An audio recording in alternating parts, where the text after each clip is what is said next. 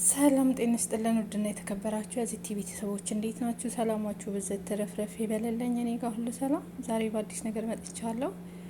ሁለት ብዙ አይነት ነገሮችን ነው ይዤላችሁ የመጣሁት። ማስተር አብነት ጸሎት አድርጉልኝ በማለት መልእክት አስተላልፏል። እንዲሁም በሳውዲ አረቢያ ላይ ወጣቱ ህይወቱ አልፏል በጓደኛው በሚያሳዝን ሁኔታ። መረጃውን አቀርብላችኋለሁ።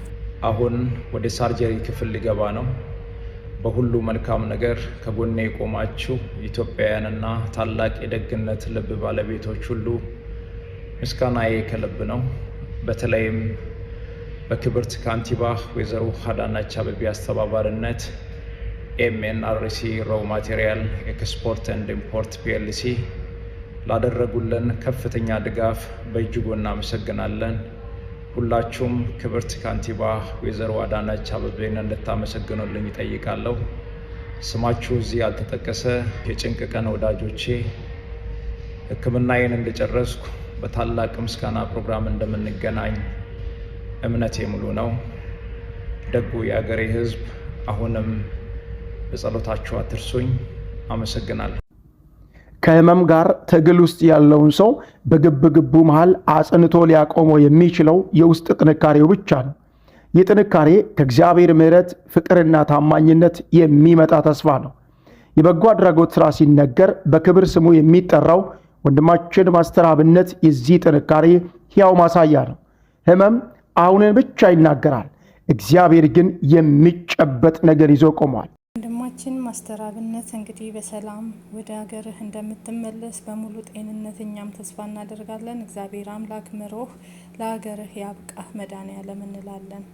እግዚአብሔር ካንተ ጋር ይሁን፣ ደጉ ስራህ ካንተ ጋር ይከተልህ፣ በሰላም እንድትወጣ እንመኛለን። እግዚአብሔር አምላክ በሰላም ተጠናቆ ድኛለሁ ብለህ ለማመስገን ያብቃህ። እኛንም ደስታ ነገር ቸር ነገር ያሰማን መድኃኔዓለም። ይህ የምታዩት ወንድማችን በሳውዲ አረቢያ በሪያድ ከተማ ሲኖር በዛ አካባቢ ነው እንግዲህ እየኖረ እያለ ሪያድ ላይ ማለት ነው ጓደኛው ህይወቱን ነጥቆታል ማለት ነው። የሪያድ ላይ በጣም የሚያሳዝን ሁኔታ ማለት ነው። የተጣሉበት ደግሞ እንግዲህ በሴት እንደሆነ እየተነገረ ይገኛል ማለት ነው። ነገሩ እንዲህ ነው። የዛኛው ፍቅረኛና አንድ ሴቱና የዛኛው ፍቅረኛና የዚህ ፍቅረኛ አንድ ሴት ናት። ይሄኛው ልጅ ነው መጀመሪያ ያፈቀራት። እሷ ግን ወደዛኛው ልጅ ጋርም ትሄዳለች ማለት ነው፣ ወደ ሁለቱም ጋር። እንደዚህ አይነት ሴቶችን እግዚአብሔር አምላክ ከምድረ ገጽ ያጥፋለን። እውነቴን ነው ምላችሁ። በዚህ ምክንያት ላይ ያኛው ልጅ ደግሞ ወደዚህኛው እንደሄደች ሲያቅ ሁለቱ ወንዶች አልተዋወቁም። ልጅቷ ግን በሁለቱም ሲስተም እየሰራች ነበረ ማለት ነው። በዛ ምክንያት ላይ እንግዲህ በዚህ ግጭት የተነሳ በሴት የተነሳ ህይወቱ እንዳለፈ ነው የተሰማው። በጣም ያሳዝናል። ወንድማችን ነፍስ ይማር፣ ነፍስ በአጸደ ገነት ትረፍ። በጣም ነው የሚያሳዝን። እስካሁን ድረስ እንግዲህ ገዳይ እንዳልተያዘ እየተነገረ ነው። አልተያዘም እንግዲህ በስለት ነው ወጋግቶ ህይወቱን እየነጠቀው ማለት ነው። በሳውዲ አረቢያ ብዙ አሰቃቂና አሳዛኝ ነገሮችን እንሰማለን። በተለይ ወንዶች የሚጣሉበት ነገር በሴቶች እንደሆነ ሁል ጊዜ ይነገራል። ይህን የመሰለ የሚያምር ይህን የመሰለ ቆንጆ ገና ህፃን ልጅ እንግዲህ ህይወቱን በአጭር ቀርቷል ማለት ነው። እናት ጉድሽን አልሰማሽም? እንግዲህ ህይወ ተቀበይ። ያሳዝናል በጣም። አሁን ከትንሽ ቀን በኋላ ደግሞ አስክሬን ወደ ሀገር ይመጣል፣ ለእናት ይላክላታል ማለት ነው። ኢትዮጵያን በየቦታው በስደት ህይወታችን እያለፈ በየቀኑ የኢትዮጵያ እናት አስክሬን ተቀባይ ሆና ቀርታለች።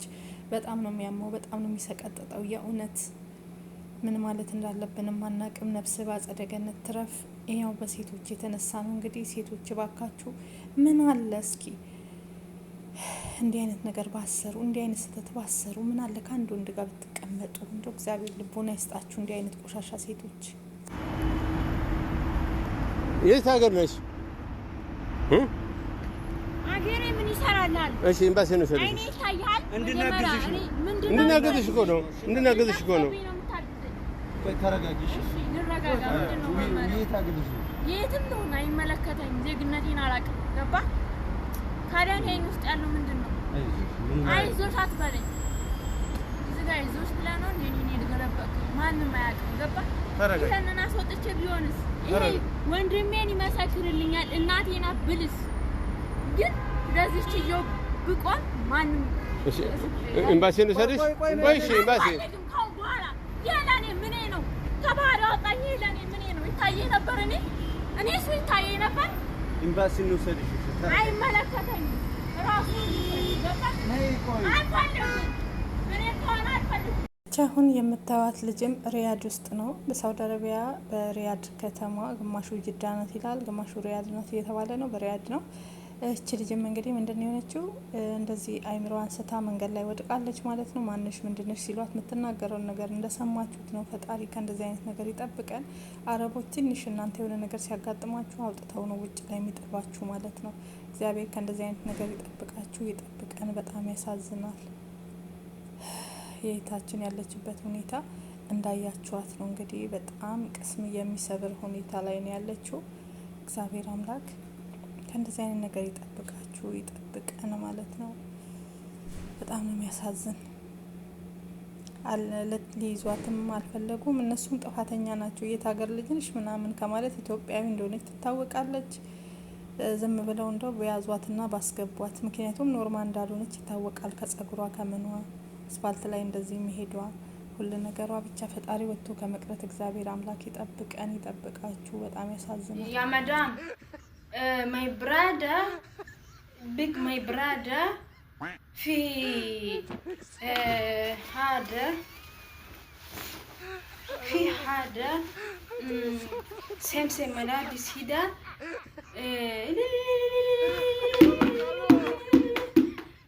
finished madrasa send فلوس Ethiopian congratulations سمسم ملابس my brother እንግዲህ የምታሳዝን እንደምታዩት ማለት ነው። መዳም ወንድሜ ተመርቋል እና ብር ላኪልኝ ወደ ሀገር ለማለት ፈልጋ ነው። እንግዲህ ቋንቋ ስለጠፋባት እንደዚህ የሰባበረች ያለችው። በጣም ብዙዎች ስቀዋል፣ ተዝናንተዋል። እናንተ ተዝናኑ፣ ምን አለባችሁ? እኛ ነን እንጂ ጭንቅ ውስጥ ያለ ነው ጉድ በል ጎንደር። እና እኔ በጣም አሳዝነኛለች። ምንም አያስቅም ከምር። ቋንቋ ለማወቅ እኮ በጣም ነው ግራም ያጋባችሁ፣ ግን አረካቷ ምናምን በጣም ያስቃል።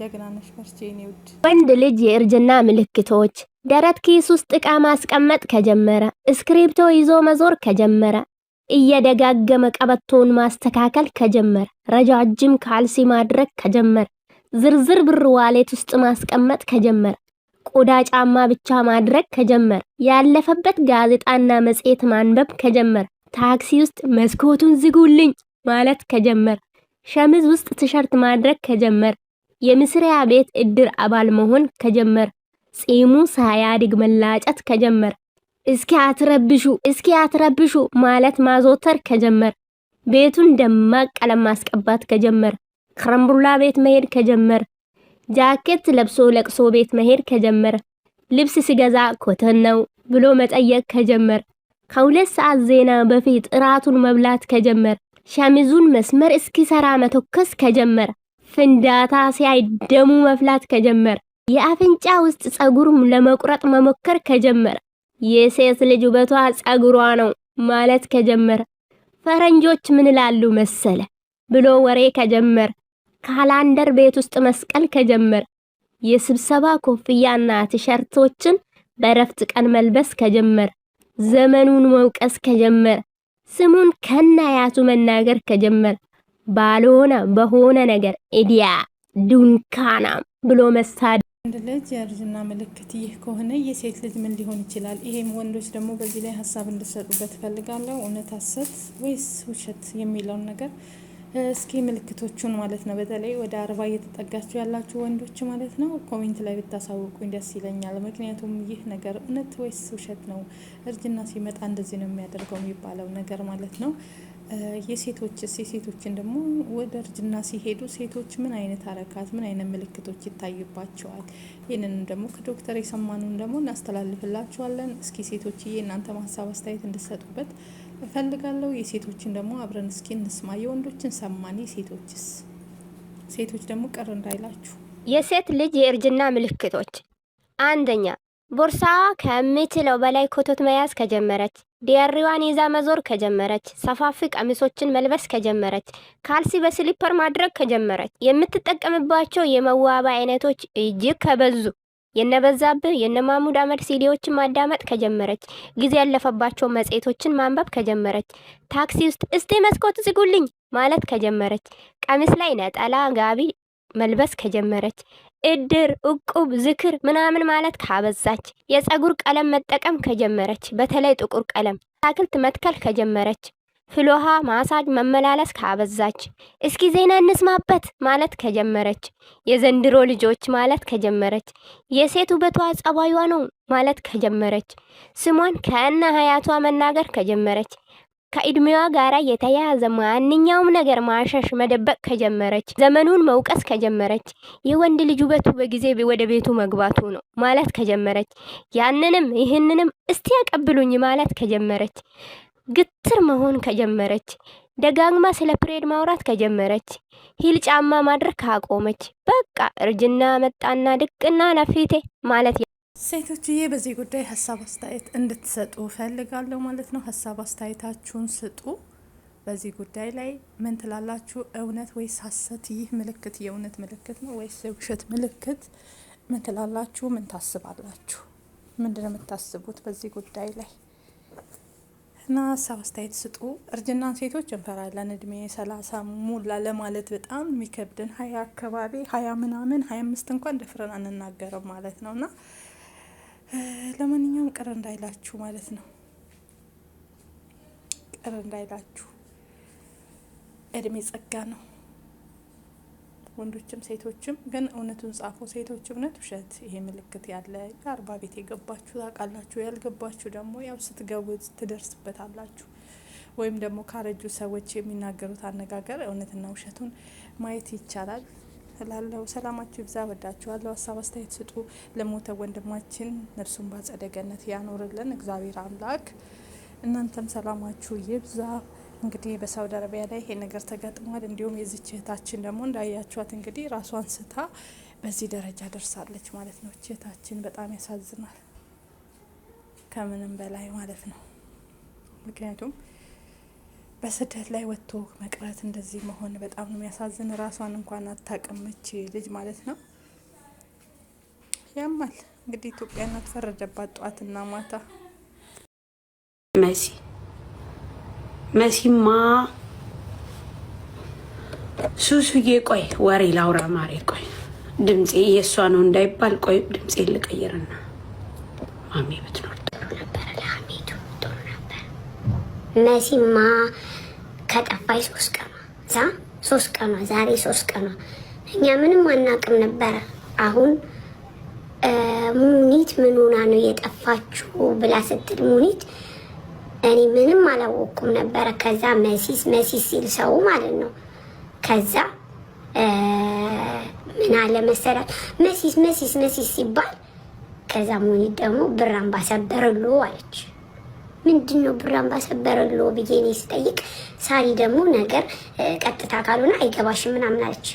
እና መሲ ያው እንደምታውቁት ችግር አለ። ችግሩ እንግዲህ ያው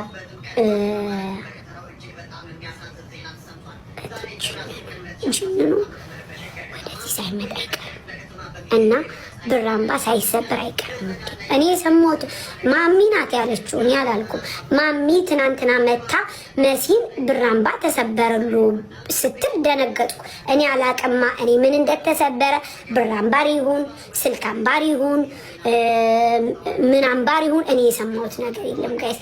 ማሚ ግን ምን አለች መታ ምን አለች ማሚ ብር አምባ ተሰበረ መሲ ጋር ስትል፣ ኧረ በስመ አብ የምን ብር አምባ አልኩኝ እኔ ጋይስ። ስለዚህ ሲኒ አምባር ይሁን ቤትዬ፣ የኔ ቆንጆ፣ የኔ ልዕልት፣ የኔ ውድት፣ የአገሬ ልጅ የኔ ቆንጆ እህቴዋ፣ የአገሬ ልጅ የኔ ውድ የወንዜ ልጅ ማሬ በጣም ነው የምወድሽ። እና ምን ላይ ብር አምባ ላይ ነው ያቆምኩት ጋይስ። እና ማሚ ብር አምባር እንደተሰበረ ተናግራለች። እኔ ግን ስለ መሲ ምንም የሰማሁት ነገር የለም። ጠፋች አላችሁኝ። ጠፋች ስትሉኝ እስኪ ልደውል። ቆዩ 1 ደቂቃ ጠብቁ። እኔ ምንም አልሰማው ስለ መሲ። ማሚ ብር አምባር እንደተሰበረ ተናግራለች። አለቀ። እኔ ምንም የማውቀው ነገር የለኝም። እኔ ሰሞኑን የዓመት በዓል ገበያ ብዬ እንጀራ፣ ሽሮ፣ በርበሬ ስቸረችር የከረምኩ ስል መሲ ስልክ ቤት ትግባ አትግባ የማውቀው ነገር የለኝም። አሁን ዛሬ ዞር ስል የት ነሽ የሚል ቪዲዮ ደግሞ አንዳንድ የተማሩ ሰዎች ለቀዋታል። ከዛ ምን ተፈጥሮ ነው ስል ገባ ስል ትናንትና ማሚ ብር አምባር ተሰበር ያለችው ነገር ጭንቅላቴ ላይ መጣና አሃ እውነትም ተሰብሯል ብዬ መስየት ነሽ ብዬ ስጽፍላት ሳርዬ እኔ ያለውበት ብላ ልትል ስትል አጨርሹ ማሪ በቃ ችግር የለም ብዬ ተናገርኩ። በስ እና እንደዛ ነው ያለው ነገር በቃ። ስለዚህ መሲ ደውይላትሽ ቆይ